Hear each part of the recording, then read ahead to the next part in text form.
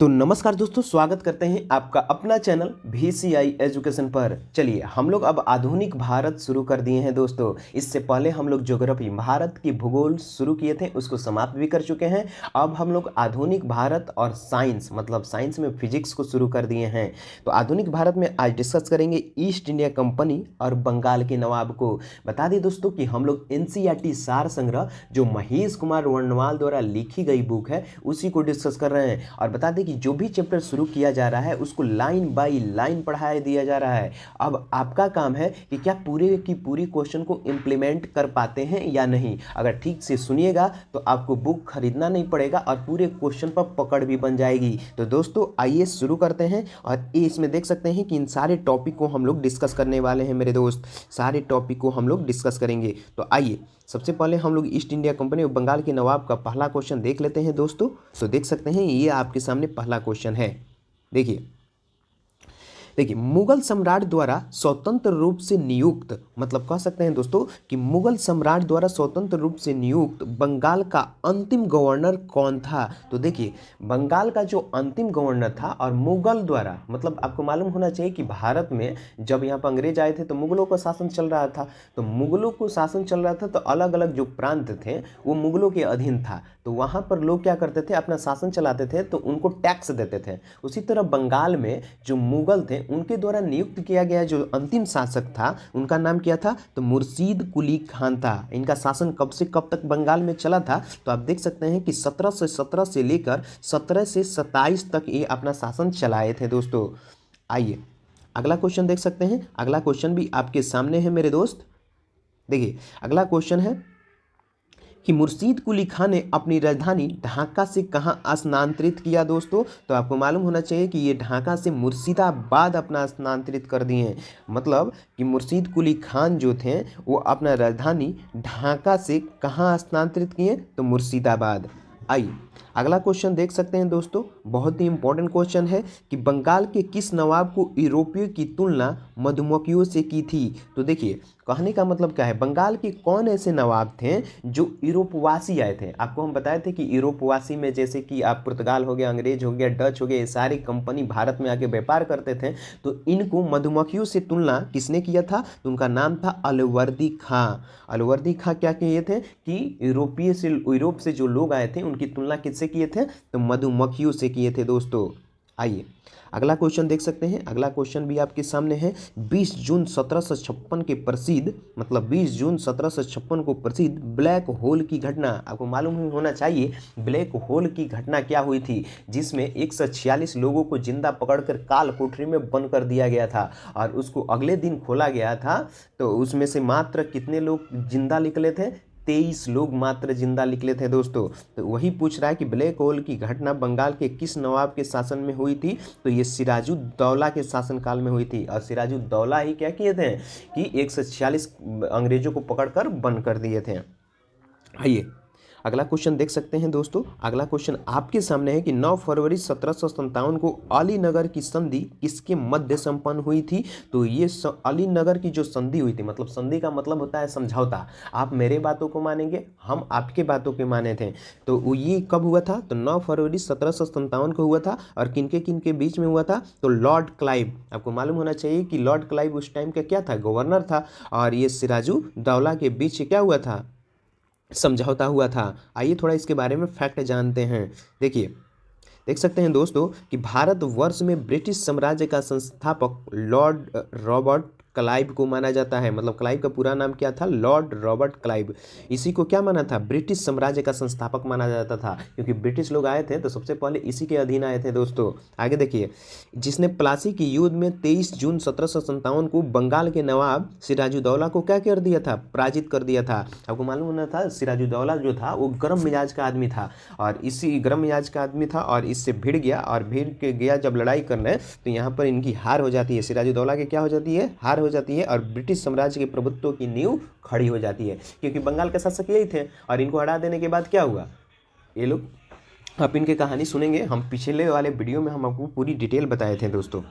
आइए अगला क्वेश्चन देख सकते हैं दोस्तों। अगला क्वेश्चन आपके सामने है कि प्लासी के युद्ध के समय बंगाल के नवाब का सेनापति कौन था। देखिए ये गद्दार सेनापति जिसका नाम था मीर जाफर। तो वही पूछ रहा है प्लासी के युद्ध के समय बंगाल के नवाब का सेनापति कौन था। बंगाल के नवाब कौन, सिराजुद्दौला। और सिराजुद्दौला का सेनापति कौन था, तो मीर जाफर था दोस्तों। यही क्या किया था, विश्वघात किया था। अगर विश्वघात नहीं किया जाता तो सिराजुद्दौला नहीं हारता। कहा जाता है ना, अपनों को अपनों नहीं हराए तो दूसरा नहीं हरा सकता है, वही चीज़ यहाँ पर हुआ दोस्तों। आइए अगला क्वेश्चन देख सकते हैं आपके सामने है मेरे दोस्त कि प्लासी के युद्ध के समय मुगल बादशाह कौन था। देखिए जब प्लासी का युद्ध हो रहा था 1757 में, तो उस टाइम मुगल बादशाह कौन था, तो आलमगीर द्वितीय हुआ करता था दोस्तों। आइए अगला क्वेश्चन देख सकते हैं दोस्तों आपके सामने है कि प्लासी के युद्ध के पश्चात बंगाल का नवाब कौन था, तो मीर जाफर। क्या मतलब प्लासी का युद्ध 1757 में हुआ था, और जब प्लासी का युद्ध क्लाइव और रॉबर्ट क्लाइव और सिराजुद्दौला के बीच हुआ था, जिसमें सिराजुद्दौला क्या हुआ था, पराजित हुआ था। और जो क्लाइव था ये मीर जाफर से क्या किया था, संधि किया था कि अगर हमारे साथ दोगे तो हम तुमको राजा बना देंगे। तो वही प्लासी की युद्ध जब हो गया तो पश्चात का मतलब क्या, उसके बाद बंगाल का नवाब कौन बना, तो मीर जाफर को बनाया गया। आगे देखिए कठपुतली नवाब इसको बोला जाता है दोस्तों। देखिए भारत में ब्रिटिश प्रभुत्व की शुरुआत किस युद्ध से मानी जाती है, तो प्लासी की युद्ध से मानी जाती है। आपको मालूम होना चाहिए कि अगर सिराजुद्दौला नहीं हारता तो क्या ब्रिटिश साम्राज्य स्थापित हो पाती, नहीं। वही जब प्लासी का युद्ध हुआ और सिराजुद्दौला को मार दिया गया, तभी यहाँ पर क्या हुआ, ब्रिटिश साम्राज्य स्थापित हो गई, यहाँ नींव पड़ गई ब्रिटिश साम्राज्य की दोस्तों। और 23 जून 1757 को प्लासी का युद्ध हुआ था दोस्तों, सिराजुद्दौला और क्लाइव के बीच। आगे देखिए अगला क्वेश्चन आपके सामने है मेरे दोस्त कि वर्ष 1760 में अंग्रेजों ने मीर जाफर को हटाकर किससे बंगाल का नवाब बनाया, तो मीर कासिम को। देखिए ये तो कठपुतली नवाब थे, जहां जो नाकुर नुकुर किए तो इनको भी हटा दिया और इनके दामाद मीर कासिम को क्या कर दिया गया, सत्ता दे दिया गया। अब मीर कासिम भी बहुत गर्म मिजाज का आदमी था। आगे देखिए यहाँ पर कुछ घटनाएं हुई थी दोस्तों, उसी के बारे में उसका डेट दिया हुआ है। ये डेट आपके लिए बहुत ही ज़्यादा इंपॉर्टेंट हो जाता है एग्जाम के पॉइंट ऑफ व्यू से, तो थोड़ा इसको देख लीजिए और समझ लीजिए। देखिए सबसे पहली घटना है ब्लैक होल की घटना। ब्लैक होल की घटना कब होती है, तो 20 जून 1756 को होती है। बता दें कि ये किनके कारण होती है, कौन करता है ब्लैक होल की घटना, तो सिराजुद्दौला 146 कैदियों को, कैदी नहीं अंग्रेजों को पकड़कर और काल कोठरी में क्या किए, बंद कर दिया। आगे देखिए अलीनगर की संधि, मतलब अलीनगर की संधि कब हुई, तो 9 फरवरी 1757। जो पीछे वाले क्वेश्चन हम पढ़ाए थे वहाँ पर पढ़े भी हुए दोस्तों। प्लासी का युद्ध कब हुआ, बार बार आपको बताएं कि 23 जून 1757 को हुआ। बक्सर का युद्ध कब हुआ, 22 जून 1764 को हुआ। देखिए बहुत लोग ऐसे होते हैं जो डेट याद नहीं करते हैं लेकिन सन याद रखते हैं, तो डेट कभी कभी पूछ देता है और सन 2-3 गो सेम दे देता है, तो वहाँ पर ऑप्शन चुनना काफ़ी कठिन हो जाती है। इसलिए आप लोग डेट को भी ध्यान में रखें। यहाँ पे देख सकते हैं प्लासी का युद्ध 23 जून को हुआ और बक्सर का युद्ध 22 अक्टूबर 1764 को हुआ। तो ये चीज़ भी ध्यान रखेंगे, नहीं तो डेट केवल आप ईयर याद रखिएगा तो फिर एग्जाम में दिक्कत होगी। आगे देखिए इलाहाबाद की प्रथम संधि कब हुआ, तो 12 अगस्त 1765 को इलाहाबाद की प्रथम संधि हुआ। इलाहाबाद की द्वितीय संधि भी हुआ, ये हुआ 16 अगस्त 1765 ईस्वी को दोस्तों। आइए अगला क्वेश्चन देख सकते हैं दोस्तों आपके सामने है कि बनारस की संधि कब हुआ, और मालूम होना चाहिए कि झांसी की रानी थी वो बनारस में उनका जन्म हुआ था, इसलिए बनारस इंपॉर्टेंट हो जाता है। और ये बनारस की संधि कब हो जाता है, 1773 ईस्वी में हो जाता है दोस्तों। आइए आप देख सकते हैं कि यहाँ पर इंपॉर्टेंट क्वेश्चन भी दिया गया है दोस्तों। अगला क्वेश्चन पर हम लोग चलते हैं, थोड़ा यहाँ पर बनारस से संबंधित कुछ फैक्ट दिया गया है उसको समझ लेते हैं। देखिए 22 अक्टूबर 1764 को बक्सर के युद्ध में अंग्रेजों ने मीर कासिम को औध के नवाब सिराजुद्दौला तथा दिल्ली के मुगल सम्राट शाह आलम द्वितीय को सम्मिलित सेना को पराजित कर दिया था। ये बक्सर के युद्ध से संबंधित था मीर कासिम से दोस्तों। आगे देखिए अगला क्वेश्चन आपके सामने है दोस्तों बक्सर के युद्ध के समय ब्रिटिश सेना के सेनापति कौन था, तो बक्सर का जब युद्ध हुआ था तो उस टाइम ब्रिटिश साम्राज्य का जो सेनापति हुआ करता था उसका नाम था हेक्टर मुनरो। हेक्टर मुनरो क्या था, ब्रिटिश का सेनापति। जैसे बंगाल का नवाब कौन था, सिराजुद्दौला, उसका सेनापति कौन था, मीर जाफर। उसी तरह ब्रिटिश सेना का सेनापति कौन था, हेक्टर मुनरो। आगे देखिए बक्सर के युद्ध के समय बंगाल का नवाब, दोस्तों ये क्वेश्चन हो गया है लग रहा है, दोस्तों नहीं हुआ है, थोड़ा देखिए ध्यान से देखिए। बक्सर के युद्ध के समय बंगाल का नवाब, तो इसे मीर कासिम को माना जाता है। बक्सर का जब युद्ध होता उस टाइम बंगाल का नवाब कौन था, मीर कासिम, क्योंकि जाफर तो मारा गया था। आगे देखिए बक्सर की युद्ध के पश्चात इलाहाबाद की प्रथम संधि मुगल और सम्राट शाह आलम द्वितीय के बीच हुई और बंगाल के नवाब नजुमुद्दौला तथा क्लाइव के मध्य हुआ और इलाहाबाद की द्वितीय संधि भी हुआ। ये भी क्लाइव तथा अवध के नवाब शुजाउद्दौला के बीच क्या हुआ, संपन्न हुआ। और संधि क्यों होता था? संधि होता था कुछ बात को मनवाने के लिए, इसीलिए ये लोग संधि करते थे दोस्तों। आइए, किस संधि के मध्य अंग्रेजों को बिहार, बंगाल और उड़ीसा की दीवानी प्राप्त हुई दोस्तों? तो यही इलाहाबाद की जो संधि हुई थी उसी में समझौता हुआ था कि हम बंगाल, बिहार और उड़ीसा की दीवानी, मतलब यहाँ पर हम टैक्स वगैरह पैसा वैसा क्या करेंगे, वसूला करते थे। आप लोग केवल राजनीतिक हस्तक्षेप कीजिए, हम यहाँ पर क्या इकोनॉमिकल फैक्चर से जुड़ेंगे दोस्तों। मतलब पैसे वगैरह के लेन देन या टैक्स वगैरह जो लेना होगा वो ब्रिटिश प्रभुत्व के हाथ में आ गया, और जो पॉलिटिकल चीज़ें थी जैसे राजा सत्ता कैसे चलेगी, पुलिस प्रशासन कैसे होगा, ये मुगलों मतलब राजाओं के शासन के अधीन आ गई। तो यही है दोस्तों। आगे देखिए, अगला क्वेश्चन देखा। अगला क्वेश्चन है कि स्वर से उत्पन्न सेना नायक किसे कहा जाता है? रॉबर्ट क्लाइव, क्योंकि ये बहुत ज़्यादा भारत में आकर अपना वर्चस्व दिखाया था और ये बहुत काम किया था। किसके अधीन? ब्रिटिश साम्राज्य के अधीन। इसीलिए इसको स्वर्ग से उत्पन्न सेना नायक भी कहा जाता था और इसका नाम है रॉबर्ट क्लाइव।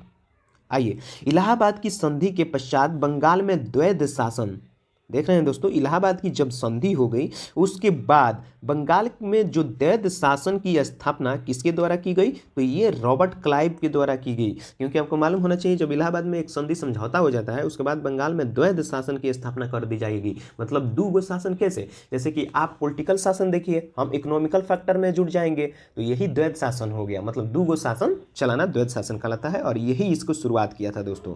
आगे देखिए, सिराजुद्दौला के फोर्ट विलियम पर आक्रमण के समय किसके नेतृत्व में अंग्रेजों ने ज्वारग्रस्त फुल्टा द्वीप का शरण ली? तो इसका नाम है गवर्नर ड्रैक, याद रखिएगा दोस्तों। आइए देख सकते हैं कि उत्तर मुगल कालीन राज्य की स्थापना कब कब हुई, इसके बारे में कुछ क्वेश्चन का फैक्ट दिया गया है, उनको ध्यान में रखिएगा दोस्तों। तो देखिए, सबसे पहले हम फैक्ट की बात करें तो बंगाल राज्य की बात करेंगे। इसकी स्थापना होती है 1717 से लेकर 1727 ईस्वी में। मतलब मुगल राज्य की संस्थापक हैं ये। मतलब क्या, बंगाल में ये अपना शासन कब से कब तक चलाते हैं? तो ये चलाते हैं 1717 से लेकर 27 तक, इन 10 सालों तक बंगाल में अपना संस्थापक स्थापित करते हैं। और इसका संस्थापक कौन होता है? तो मुर्शीद कुली खान होता है दोस्तों। आगे देखिए, जब ये हैदराबाद में अपना शासन चलाते हैं तो मात्र 1724 ईस्वी में ही ये इनका शासन चल पाता है। और वहाँ पर ये अपना किसका संस्थापक मानते हैं? तो निजामुल मुल्क को मानते हैं, जिसको चिनक्लीज खान भी कहा जाता है दोस्तों।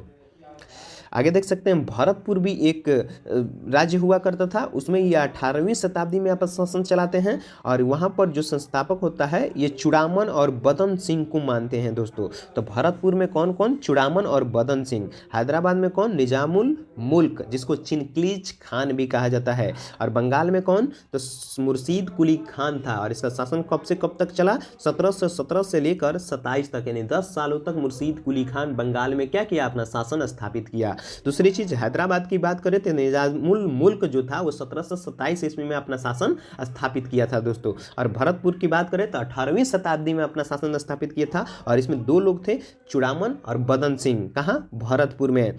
कर्नाटक की बात करें तो 18वीं शताब्दी में ये भी शुरू हुआ था, और इसमें सआदत उल्ला खान हुआ करते थे। कौन? सआदत उल्ला खान। आगे देखिए और आपको मालूम होना चाहिए कि अवध की बात करें तो अवध 1857 की क्रांति में बहुत बड़ी भूमिका थी इसके। और ये यहाँ पर मुगलों का शासन की बात करें तो 17 से 22 से 24 के ईस्वी के बीच हुआ करता था। और इसमें सआदत खान, देखिए ये दूसरा सआदत खान, जिसे बुरहान उल मुल्क कहा जाता है दोस्तों। आगे देखिए, जयपुर की बात करें, राजस्थान वाला, वो भी 1800 शताब्दी में शुरू हुआ था। वहाँ पर सवाई राजा जयसिंह हुआ करते थे, सवाई राजा जयसिंह हुआ करते थे। रुहेल पठान की बात करें तो 18वीं शताब्दी में हुआ करता था, वहाँ मोहम्मद खां वंगस हुआ करते थे मेरे दोस्त। और मैसूर की बात करें तो ये भी 18वीं शताब्दी में हुआ करता था, वहाँ हैदर अली हुआ करते थे। तो ये सारी चीज़ है, फैक्ट है। और यहाँ पर हम लोग का ये टॉपिक समाप्त भी होता है। अगले टॉपिक की बात करेंगे अगले वीडियो में दोस्तों, तो बने रहिए चैनल के साथ। अगर अभी तक सब्सक्राइब नहीं किए हैं तो करिए। चलिए मिलते हैं दोस्तों नेक्स्ट वीडियो में।